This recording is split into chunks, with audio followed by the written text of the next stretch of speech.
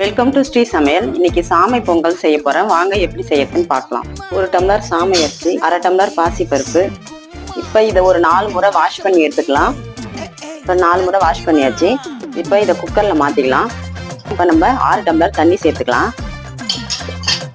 1/4 spoon மஞ்சள் தூள், ஒரு அரை ஸ்பூன் மிளகு, ஒரு அரை ஸ்பூன் ஜீரகம், கொஞ்சமாக இஞ்சி கட் பண்ணி வச்சுருக்கேன், பச்சை மிளகாய் கட் பண்ணி சேர்த்துக்கேன், கொஞ்சம் கருவேப்பிலை, 1 ஸ்பூன் சால்ட்.